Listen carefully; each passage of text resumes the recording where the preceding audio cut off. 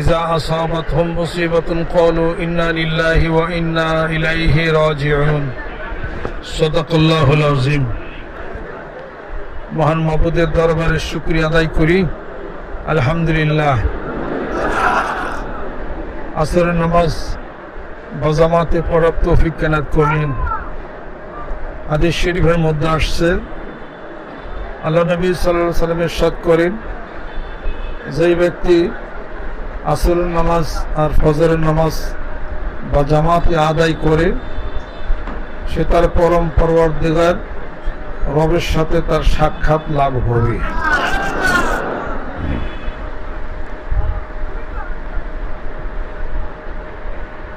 আজকে এই মাসিক মাহফিলে বহুদূর থেকে যারা আসছেন আর সেই সঙ্গে সম্মানিত মেহমান নতুন যারা আসছেন, সবাইকে আন্তরিক মোবারকবাদ, সম্মান এবং শ্রদ্ধা জানাই। সবাই ভালো থাকবেন। আল্লাহ পাক সকলকে যারা সুন্দর রাখেন, ভালো রাখেন, সুস্থ রাখেন, হায়াত বাড়িয়ে দেন। মানব জীবনের সমস্যা একটা না বহু, অনেক সমস্যা। শরীরে অসুখ একটা না দুইটা, অনেক অসুখ, অনেক সমস্যা, অনেক বিপদ, অনেক চিন্তা, অনেক দুশ্চিন্তা, অনেক কিছু দিয়া মানুষ জর্জরিত। দুঃখকে জয় করার একটা পথ আছে, রাস্তা আছে। সুখ কার কাছ থেকে আসে? দুঃখ আল্লাহর কাছ থেকে আসে। মুসিবত হলো আল্লাহর পক্ষ থেকে, রহমত আল্লাহর পক্ষ থেকে। মাঝে মাঝে আমি বলি, মুসিবতকে বাদ যখন আল্লাহর পক্ষ থেকে মনে করবে, মুসিবত মুসিবত থাকবে না, মুসিবত রহমত হয়ে যাবে। আর যখন বান্দা বিপদে সমস্যা যখন পড়বে, তখন কি বলবে? ইন্না লিল্লাহি ওয়া ইন্না ইলাইহি রাজিউন। হে আল্লাহ, আমরা তো তোমার জন্য, তোমার কাছে আমাদের প্রত্যাবর্তন। মুসিবত রহমত হয়ে যাবে, আলহামদুলিল্লাহ। নূহ আলাইহিস সালাতু ওয়াস সালামের জামানায় এই বিশাল পানির প্লাবন মুসিবত ছিল কিনা? কাদের জন্যে? যারা আল্লাহর বিশ্বাস করে নাই, নূহ আলাইহিস সালাতু ওয়াস সালামের প্রতি ঈমান যারা আনয়ন করে নাই। আপন ছেলেও ছিল কেনান তার মধ্যে। নূহ আলাইহিস সালাতু ওয়াস সালাম আরজ করলেন, হে আল্লাহ, সে তো আমার আহাল পরিবারের একজন, আমার সন্তান। আল্লাহ রাব্বুল আলামিন ধমক দিলেন, বললেন, সে তোমার আহাল পরিবারের কেউ না। যেহেতু ঈমান আনে নাই, আমার নবীকে বিশ্বাস করে না, আমি আল্লাহকে বিশ্বাস করে নাই। তার ছেলে কি উত্তর করলো? যে প্লাবনের মধ্যে আমি মারা যাব না, আমি পাহাড়ের উপরে যে বসে থাকবো। পানি কি ওই পর্যন্ত গেছিল কিনা? ছিন্ন ভিন্ন হয়ে যায় দেহ। এই মুসিবত ওর জন্য মুসিবত। আর বিশাল এই প্লাবন পানি যে বিশ্বাস করছে নবীকে, আল্লাহকে, তার জন্য হলো রহমত। বিপরীতে ওই বুড়িমা এসে বলছিলেন যে, নবী, শুনতেছি প্লাবন হবে, বন্যা হবে, আমি তো বৃদ্ধ মানুষ, চলতে পারি না। যখন এই প্লাবন হয়, বন্যা যখন হয়, আমার একটু খবর দিন। নূহ আলাইহিস সালাতু ওয়াস সালাম বললেন যে, বুড়িমা, ঠিক আছে, যখন এই পানি হয়, প্লাবন হয়, আমি তোমাকে সংবাদ জানাবো। কিন্তু ইত্যবসরে নূহ আলাইহিস সালাতু ওয়াস সালাম বুড়ির কথা ভুলে গেছে। এখন প্লাবন হয়েছে, সারা পৃথিবী প্লাবিত হয়েছে। সেই যদি পাহাড়ে যা, সেই নৌকা বহু দূরে, ওখানে নৌকা যায় ঠেকছে। প্লাবন শেষ হয়ে গেছে, শুকায় গেছে। এইবার মনে পড়ছে নূহ আলাইহিস সালাতু ওয়াস সালামের, যারে বুড়িমারে তো খবর দেয়নি প্লাবন হয়েছিল, আর সে তো ডুবে মারা গেছে। তো বুড়িমা আসছে, আসার পর জিজ্ঞাসা করছে যে, আমি তো সেই প্লাবনের অপেক্ষা আছে, পানি কবে হবে বন্যা? বুড়িমা, তুমি কি বাইসে আছো? বুড়িমা জানেই না কোত্থেকে কি হইল।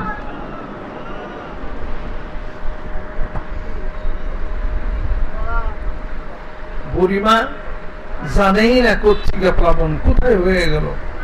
এই প্লাবনের মধ্যে, পানির মধ্যে মুসিবত ছিল যে আল্লাহ আল্লাহ রসুলকে নবীকে বিশ্বাস করছে, তার জন্য মুসিবত না রহমত হয়ে গেছে। আবার ওই ফেরাউনের ঘরে আল্লাহ পাক মুসা, হযরত মুসা আলাইহিস সালামকে লালন পালন করলেন।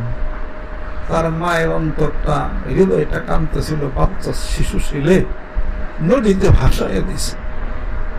ওই ঘাটেই উঠলো যায়া আবার সেই লালন পালন করলো। আল্লাহ পাক তার অন্তরটাকে শীতল করলেন, করেন নাই? বিশ্বাস করো, সরল প্রাণে কাতর হয়ে ডাকলে শুনে।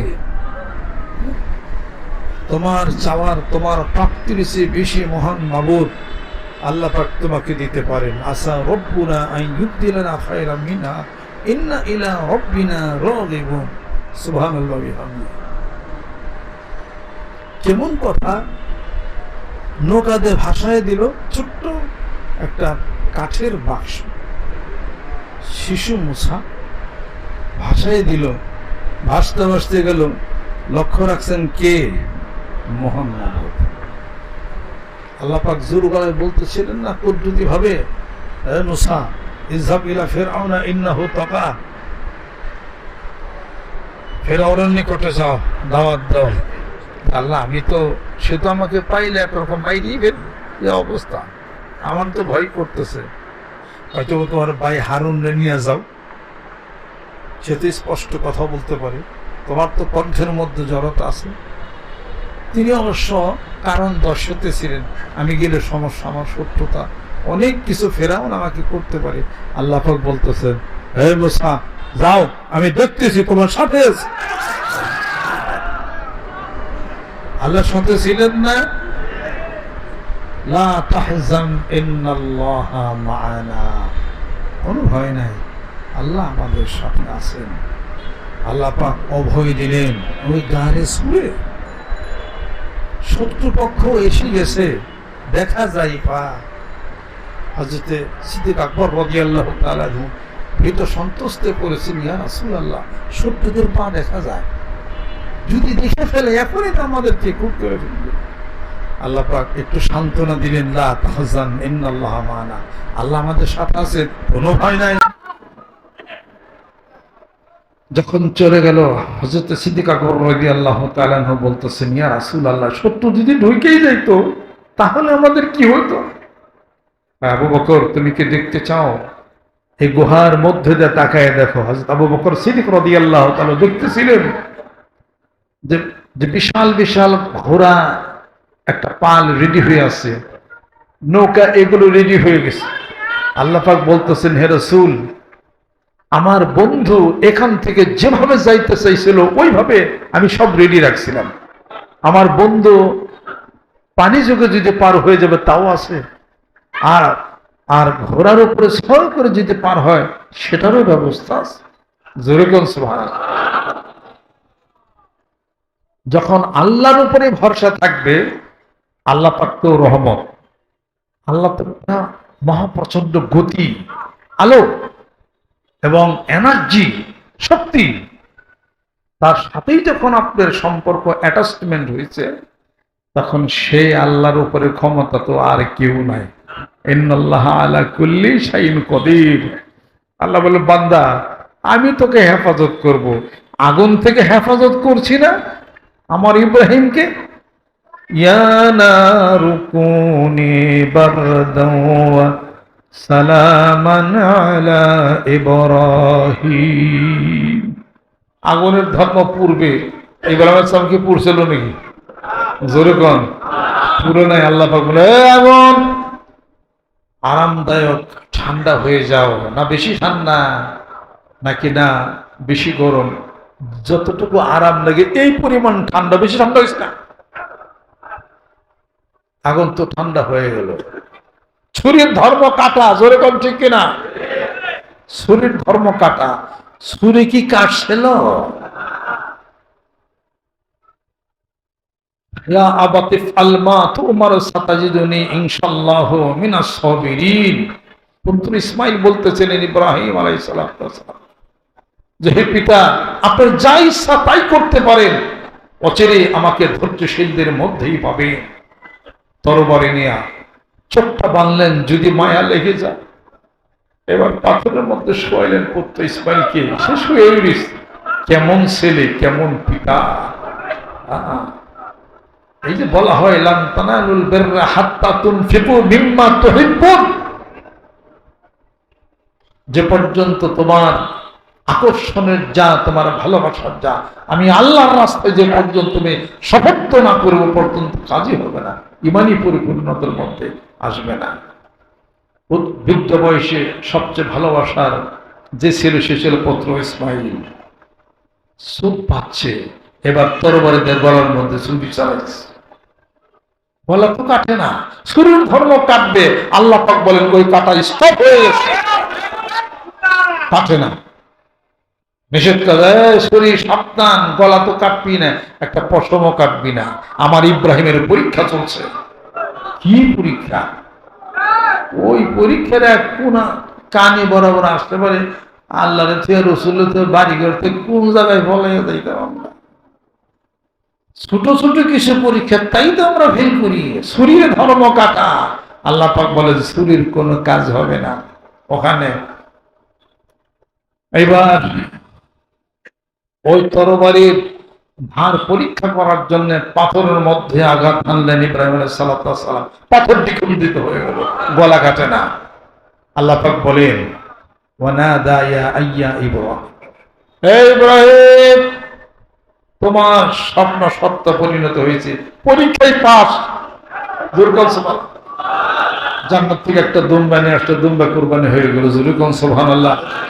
ওই দিন যদি পুত্র ইসমাইল যদি কোরবানি হয়ে যেত, প্রত্যেকটা সংসারে ওই পিতার জন্য তার ভালোবাসার যে আছে তাকেই কোরবানি দিতে হতো। এটা মানুষের জন্য সম্ভব ছিল না। এটা কাজী এত পরীক্ষা, আমাদের তো ছোট ছোট পরীক্ষা। কি পরীক্ষা? ছোট ছোট পরীক্ষা। ওয়ালানাবলুওয়ান্নাকুম বিশাইইম মিনাল খাউফি ওয়াল জুই ওয়া নাফসিম মিনাল আমওয়ালি ওয়াল আনফুসি ওয়াস সামারাত ওয়া বাশশিরিস সাবিরিন। ক্ষুধা, ভয় পরীক্ষা করব, স্বাস্থ্য ক্ষেত্র বিনষ্ট করে দেব, সন্তান সন্ততি মায়ের কুল থেকে নিয়ে যাব। এই সব কিছুর মধ্যে পরীক্ষা, যে পাশ করবে অবশ্যই সাবিরিন। ও নবী বন্ধু, জান্নাতের সুসংবাদ দিয়ে দাও। জোরে কোন সুবহানাল্লাহ। ছোট ছোট কিছু পরীক্ষা পাশ করা যাবে না, কিছু কিছু ছোট ছোট পরীক্ষা। বড় পরীক্ষা সব শেষ। আর সবচেয়ে একটা পরীক্ষা আল্লাহ রাসূলকে ভালোবাসা। ভালো না বাসলে কাজ হবে না। লা ইউমিনু আহাদুকুম হাত্তা আকুনা আহাব্বা ইলাইহি মিন ওয়ালিদিহি ওয়া ওয়ালাদিহি ওয়ান নাসি আজমাইন। তোমাদের ইমানের পরিপূর্ণতাই হবে না যে পর্যন্ত আমি রাসূলকে, তোমাদের পিতামাতা, আত্মীয় স্বজন, গোটা বিশ্ব পৃথিবী সবচাইতে আমাকে ভালো না বাসো। ইমানের পরিপূর্ণতা আসবে না। ছোটখাটো কিছু পরীক্ষা। ধান বলছেন, ধান শিলাবৃষ্টিতে নষ্ট হয়ে যাবে। ক্ষুধার দ্বারা, ভয়ের দ্বারা সন্তান সন্ততি বুক থেকে আল্লাহ পাক নিয়ে যাবেন, এটাও পরীক্ষা। আর সেই পরীক্ষার মধ্যে যে মা বোনেরা পাশ করবে, হাসরের ময়দানে ওই সন্তান জান্নাতে যাবে না, পিতামাতাকে তালাশ করবে। গোটা হাসরের ময়দান, কোথায় তার পিতামাতা? সেই পিতামাতাকে নিয়ে ওই বাচ্চা সন্তান জান্নাতে প্রবেশ করবে, এই অধিকার দিয়ে দেওয়া হবে। জোরে বলুন সুবহানাল্লাহ। গোটা বিশ্ব পৃথিবী যদি এক পাল্লায় দেওয়া হয়, আর একটি মা যখন কোলের সন্তানকে হারিয়ে ফেলে, তার দুঃখ কষ্ট মনের যন্ত্রণা যদি আরেক পাল্লায় দেওয়া হয়, ওই দুঃখ কষ্টের যন্ত্রণার পাল্লাই ভারী হয়ে যাবে। আল্লাহ নবী সাল্লাল্লাহু আলাইহি সাল্লাম বলেন, মায়ের এই দুঃখ কষ্ট দেখে আল্লাহ রব্বুল আলামিন বলতেছেন, ওই বাচ্চা শিশু হাসরের ময়দানে সব জায়গাতে ঘুরবে আর মাকে তালাশ করে জান্নাতে প্রবেশ করবে। সুবহানাল্লাহ ওয়া বিহামদিহি। কাজে এটা হলো ওই মায়ের হলো প্রতিদান। মার কথা বলা হয়েছে, মার হলো প্রতিদান। 10 মাস 10 দিন পেটে রাখি কত কষ্ট করে এই অবস্থা, যাই কিছু হোক, সেই ছোট বাচ্চা শিশু কে হযরত মূসা আলাইহিস সালাম, ওই আল্লাহ পাক বলতেছেন যখন একটু বড় হয়, তুমি যখন অসুবিধা মনে করে যে না বিপজ্জনক, একটা ছোট্ট একটা বাক্সের মধ্যে নিয়ে পানিতে ভাসাইয়ে দিও, আমি আল্লাহ হেফাজত করবো। যেরকম সুবহানাল্লাহ। তাই তো কবি বলেন, শিশু মূসা নবীরে যখন দুশ্মনের ডরে সিন্ধুকে ভরিয়া দিলে ভাসায় সাগরে। শিশু মূসা নবীরে যখন দুশ্মনের ডরে সিন্ধুকে ভরিয়া দিলে ভাসায় সাগরে। প্রাণে ছিল যাহার ভয় সেথায় পেল সে আশ্রয়, প্রাণে ছিল যাহার ভয় সেথায় পেল সে আশ্রয়। সেই দুশ্মনেরই হাতে তাহার বাঁচাইলে পার। আল্লাহ আল্লাহ তুমি জাল্লা জালালুহু, শেষ করা তো যায় না গেয়ে তোমার গুণগান। আল্লাহ আল্লাহ।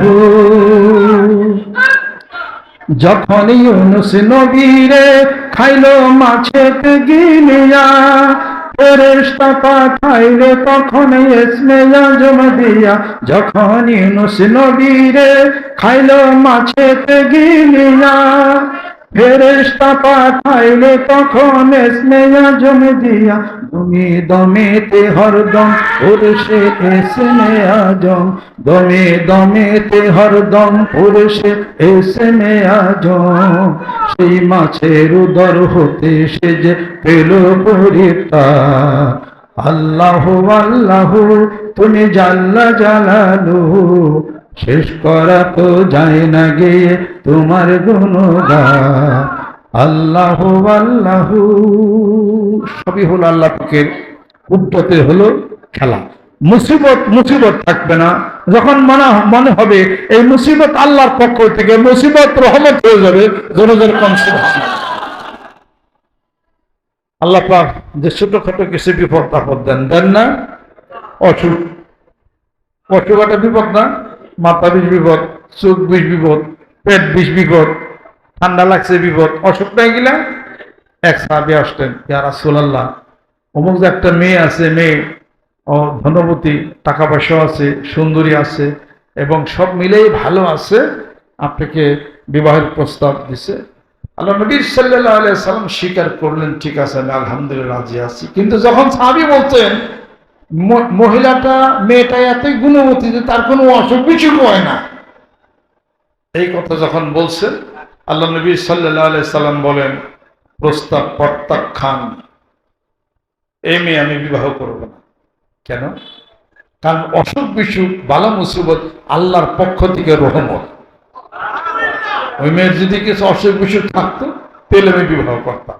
আর যে এমনই যে তার অসুখ বিসুখই নেই, তাহলে বোঝা গেল যে আল্লাহ পাক তার প্রতি এই। পরে আল্লাহ নবী সাল্লাল্লাহু আলাইহি ওয়াসাল্লাম বিবাহ এটা ঘুরাই দিলেন। কাজে আপনারা যারা বিবাহ করতে যান, ওই ঘটকরে কই দেখা হচ্ছে কিছু অসুখ বিসুখ কিছু যদি থাকে তাহলে কবি আগুন ইরাবর কই। এটা হলো আল্লাহ রাসূল সাল্লাল্লাহু আলাইহি সাল্লামের জন্য, এটা ওই সময়ের জন্য প্রযোজ্য। এটা ছিল হুজুর সাল্লাল্লাহু আলাইহি সাল্লাম দিনদারি, পরহেজগারি। আমাদের সমাজে সামাজিক অবক্ষয় কেন? আমরা সমাজে আমরা মনে করি বিএমএ পাস করছি, অনেক বড় যাই কিছু করছি, এই এখন কোনো সমস্যা নাই, এখন কিছু মাস আল্লাহর কেতাব দেখে নিলে এটা হয়ে যাবে। এত কিছুর হলে হলি কেন? কুফু না থাকার কারণে। কুফু আমরা বিচার করি না, কুফু বিচার না করার কারণে আর আলাপ আলোচনায় এটা হলো এটা মিশে না। এটা ছেলে মনে করেন মৌলানা কামেল প্যাটেল পাশ করছে, তারপর আপনার ফেকা গ্রুপ পাশ করছে, মহাদ্দেশে হয়েছে, তার সাথে যদি প্রকৃতপক্ষে এমন একটা মেয়ে যদি হয়, সে political science economics honours first Dhaka বিশ্ববিদ্যালয় যদি হয়, তাহলে না মিশারি কথা খেয়াল করছেন গেলে? হ্যাঁ মিশবে, যদি সে মেয়ে যদি পরহেজগার, মুত্তাকি, পরহেজগার, নামাজ কালাম এবং মান্যতা সভ্যতা ভদ্রতা যদি থাকে তাহলে পরে এটা হয়তো সম্ভব হবে। কিন্তু যদি সমান অধিকার দাবড়ায় তাহলে বোন হয় যে খামচা খামচি তারা আর কোনো কিছু বোধহয় আর হবে না। সে বলবে আর তুমিও মুফতি পাস করছো, আমি তো অনার্স ইকোনমিক্স, আমি কি কম জানি নাকি তোমার কাছে? যে কোনো একটা না একটা দিন এটা একটা হবেই জিনিস।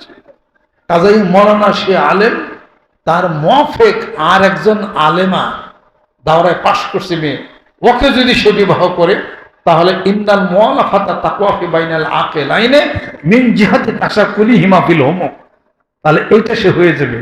সে যখন হাদিস বলবে ওর তখন খেয়াল হবে যে না কথা তো ঠিক, মিশা যাবে গা। এই ধরনের সমস্যার কারণে সমাজে আজকাল আমরা কাইজা ঝগড়া তর্ক বিতর্ক বিশ্ববিদ্য, আমি কি কম পারি, আমি কেমে পাস, আমি মাস্টার ডিগ্রি, অমুক তমুক খেলতাম, এই বিষয় বিতন্ত হইতে হইতে শয়তান লাগে একটা সংসারকে লন্ডভন্ড করে দেয়। এরকম হাজারো ঘটনা শোনা যাচ্ছে। অন্তত পক্ষে সে মেয়ে জেনারেল শিক্ষিত হইল যদি আল্লাহর রাস্তায় থাকে, জিকির করে, স্বামীকে সম্মান শ্রদ্ধা করে, নামাজ কালাম পড়ে, কোরআন সুন্নাহর বিধান মতো চলে, তারপরও জেনারেল শিক্ষিত হওয়ার পরেও কোনো কায়দা ঝগড়া লাগবে না। জোরে কোন সুবহানাল্লাহ। কিন্তু তার মান্যতা তাকে থাকতে হবে। আমি একজনকে দেখছি যে উনি খাটে বসে রয়েছেন আর আমি কর্নার ওদিকে বসা আছিলাম আর কি, আর ওনার ওয়াইফ ওই ওনাকে ইউনিভার্সিটির ম্যাডাম আর কি চেয়ার বসে রয়েছে, এক পার উপরে আরেক পাও দিয়া হাজবেন্ডরে বলতেছে, এই এক কাপ চা দাও তো আমাকে। আমি কানে দেখলাম যে কানে কি সমস্যা নাকি আমার, ভালো করে বলতে দেখলাম যে কথা ঠিক তাই, এক কাপ চা আনো তো তাহলে আমাকে। উনি তো এটা এই স্বামী স্ত্রীর কাজ করবে না কেন, করবে, একটা পর্যায়ে আছে। স্বামী স্ত্রী একই সাথে একই বিছানা যদি শুয়ে থাকে তাহলে স্বামী কি স্ত্রী কি তার পাটা স্বামীর পার উপরে উঠিয়ে দেয় না? ব্যাধি হয়েছে নাকি? ওরা তো ভালোবাসা, আদর স্নেহ মায়া মমতা ভালোবাসা দিয়ে সে করতে পারে। গেল তাই বলে একটা জায়গায় গেছে বা বসে রয়েছে 10 জন মানুষের সামনে, ওই আপনার বউ যদি আপনার পার উপরে ঠ্যাং উঠিয়ে দেয়, আপনি মেনে নেবেন নি? ওইটা কি কইবে? ওই বেদব নাকি এটা, বেদব নাকি, বেদব বিয়ে করছে আমি এতগুলো মাছি সবার পার উপরে ঠ্যাং উঠে তার বাড়িতে নিয়ে তো আর আচ্ছা মতো পাটা পুঁতে দেশে কেন? ঘরে একসাথে পয়সা ছিল, হে যখন ঠ্যাং উঠে দিছিল তখন তো কিছু করেন না, ওই সময় বললেন কেন? তার মানে অশোভন, এটা হয় না। স্ত্রী স্বামীর কান ধরে কোনো সময় টান দিলে, কানে ধরে টান দিলে প্রেম হয়, ভালোবাসা হয়, আর কানে ধরে টান দিলে কিলে গিলিও বাঁচা। কথা ঠিক কি রাখ? পর্দায় আছে, যোগ বইটা কূপ দিতে হবে। এই জিনিসগুলি স্বামী স্ত্রীর একান্ত ব্যাপার, তারা বুঝা বুঝা এই জিনিসটার কাজটা তারা এটা করবে। কিলাকিলি বাঁচছেন কি তাহলে কি? ইলেকশনের আগে তো কোন সময় কোনটা কি হয়, যে কোনো সময় যে কোনো একটা কিছু হইতে পারে। দেশে একটু গরম উত্তপ্ত চলছে আর কি। আমাকে বলি এটার কোনো খেয়াল নাই, আমরা জিকির নিয়ে আসি, জিকির নামাজ, তারপরে কোরআন শরীফ তেলাওয়াত, এগুলো নিয়ে আমরা করি। দেশ যেন আল্লাহ পাক শান্তি দেন, ভালো দেন, সুন্দর আল্লাহ পাক যেন করেন। অতএব যে সমস্ত মেয়েরা আরবি শিক্ষিত আলহামদুলিল্লাহ তারাও ভালো, যারা শিক্ষিত তারাও ভালো, দুই পক্ষই ভালো। শর্ত হলো একটা, যেই হোক না কেন স্বামীর মান্য, সম্মান এবং শ্রদ্ধা। নারীদের সবচেয়ে বড় অপরাধ সে তার স্বামীর অসাক্ষাতে কোনো কাজ করে। স্বামীর অসাক্ষাতে তার জান মালের হেফাজত করবে এবং তার খেয়ানত করে। স্বামীর অসাক্ষাতে যে মেয়ে স্বামীর অবাধ্যাচরণ হয়ে যে কাজ করবে 100% শিওর থাকেন এই সংসার টিকবে না। এই সংসার না টিকারই কথা এটা। আর স্ত্রীর প্রত্যেকটা দোষ এবং অপরাধের মধ্যে স্বামীর একটা করে গুণ নিহিত আছে হাদিস শরীফ। আপনার স্ত্রী দোষ ত্রুটি অপরাধ যা কিছু ক্ষমা করে যদি দেন তাহলে অলিপ্তের প্রমাণ এটা। আলহামদুলিল্লাহ। কথায় কথায় বাইজা ধরেন, এটা কোনো ভদ্রতার কথা না। এটা একটু ভদ্রতা শপথ মিলা করেন। পত্রিকায় দেখছি এক এক মেয়ে মানুষ জজ সাহেবের কাছে গেছে, জজ সাহেব কি ডিভোর্স লেখেন? কারে? আমার স্বামীরে। কি কারণ? কারণ একটাই, আমার স্বামী অনেক ভালো মানুষ, এত ভালো মানুষের সংসার আমি করি না। জজ সাহেব করতেছে, ভালো হলে আরো ভালো, তুমি ডিভোর্স দিবার চাও কে? অতিরিক্ত ভালো। এরকম ভালো আমার কাছে ঠেয়া নাই। কেমন অতিরিক্ত ভালো? কয় আমি যত অপরাধ করি মাফ করে দেয়, আমার কাপড় চোপড় দিয়ে দেয়, ঘর বাড়ি ঝাড়ু দিয়ে দেয়, তার রান্না বাড়া করে দেয়, সব কিছু করে দেয়। তাহলে পরে এত ভালো স্বামী সংসার করে কোনো সুখ সুবিধা হবে না, আপনি ডিভোর্স লিখে দেন। পরে জজ সাহেব কয়, এমন ধরনের মেয়ে লোক তো খুব কম দেখছি, ঠিক আছে বুঝে বুঝে আসো, পরে ডিভোর্স লেখা যাবো। কেমন বুঝলেন?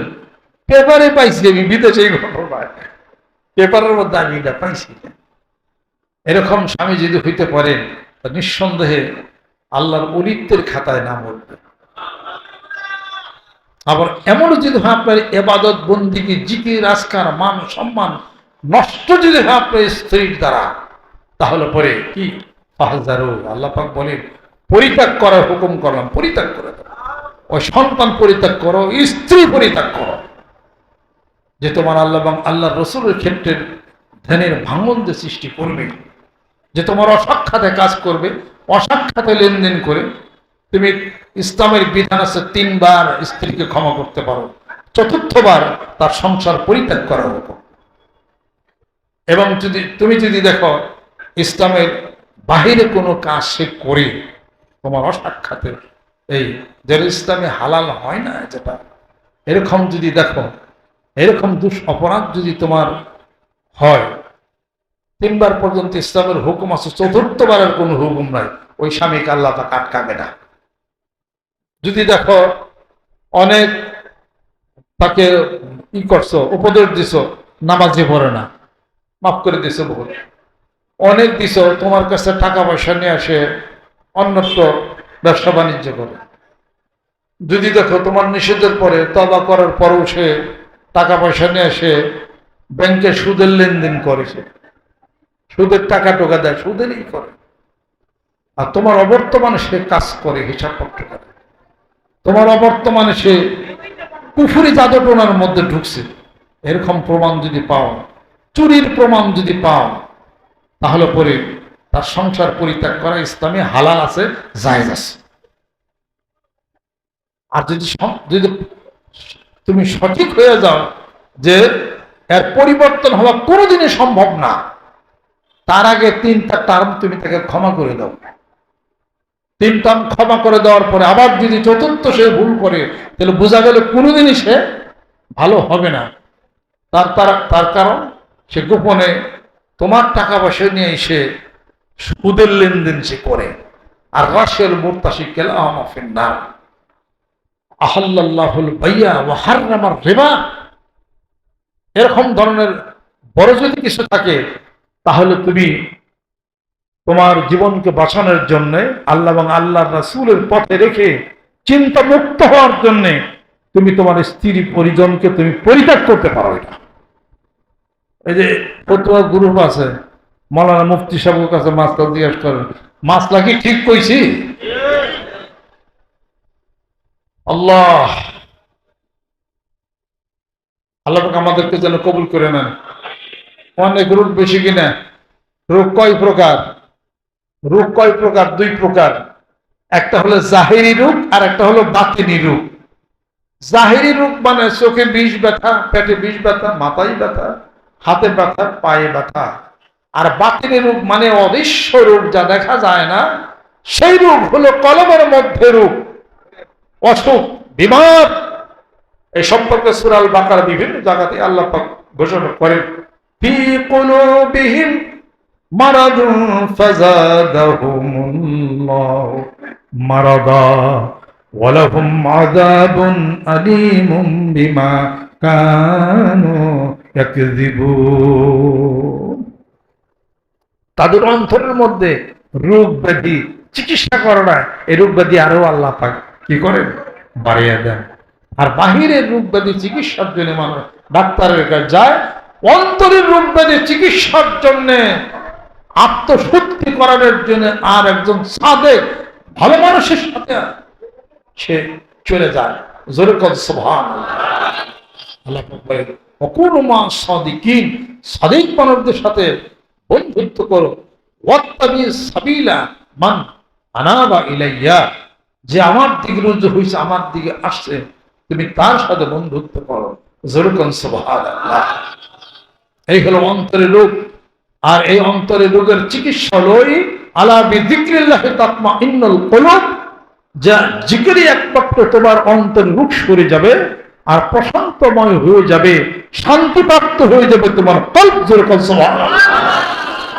এই জিকির সকাল বিকাল জিকির করে আত্মশুদ্ধির ব্যবস্থা করে বায়াত মুরিদ হয়ে আমার মুর্শিদের পরিশ্রম নেতৃত্বে আজকে মানিকগঞ্জ দরবার শরীফের এই আয়োজন, গোটা বাংলার জমিনের বুকে হক দরবার শরীফগুলি তাদের মজলিস, তাদের দরবার, তাদের খানকার মাধ্যমে মানুষদেরকে আত্মশুদ্ধির ব্যবস্থা করে, কলমের চিকিৎসা করে বায়াত মুরিদ হয়ে সেই ট্রেনিংয়ের ব্যবস্থা করেছে। সুবহানাল্লাহ। আর বাহ্যিক চিকিৎসা, হার্টের চিকিৎসা, লাংসের চিকিৎসা, কিডনির চিকিৎসা করে যাবেন, কিডনি হাসপাতালে যান। চোখের চিকিৎসার জন্য চক্ষু হাসপাতালে চলে যান। বিভিন্ন জায়গায় চিকিৎসালয় আছে। অন্তরের চিকিৎসার জন্য পীর বাসদ বুজুর্গের দিন তাদের দরবার হাজির হয়ে সেই কাজ করতে হবে। রাজি আছেন? হ্যাঁ,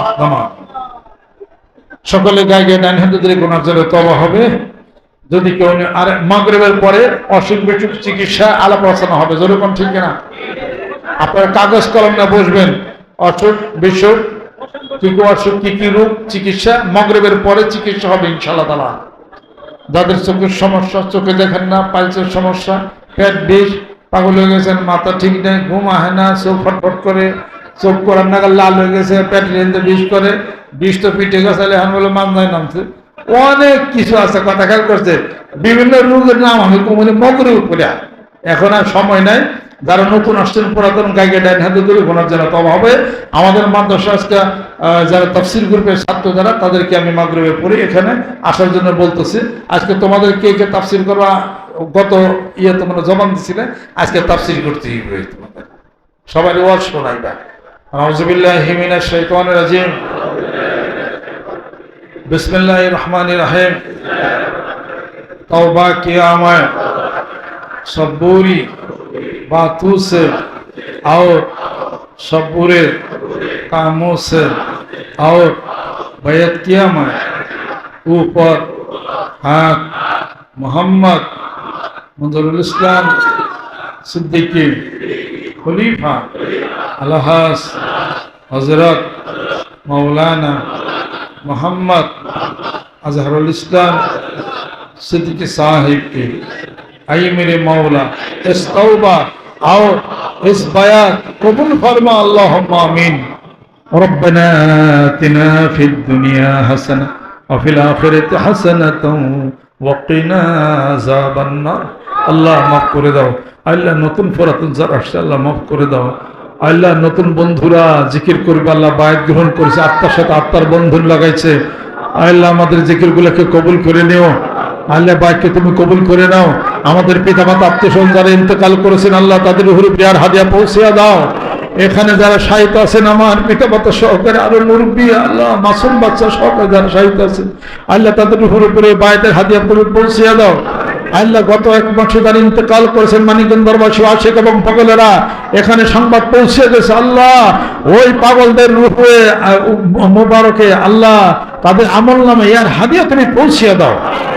আল্লাহ জান্নাতবাসী করে দাও, হিসাবে আসি তুমি দান করে দাও, মেহেরবান হয়ে যাও। অসুখ বিসুখ বিমার আজাব থেকে তুমি মুক্তি দিয়ে দাও। আল্লাহ উপরে মা বোনেরা জেনার আছেন আল্লাহ কবুল আর মঞ্জুর করে দাও। আত্মীয় জেনার আছেন কবুল করে দাও। উফকুদ আমরি ইলাল্লাহ ইন্নাল্লাহ বাসীরুম বিল ইবাদ রব্বিরহামহুমা কামা রাব্বায়ানি সগীরা বিহাক্কি কালিমে তাইয়্যিব লা ইলাহা ইল্লাল্লাহু মুহাম্মাদুর রাসূলুল্লাহ।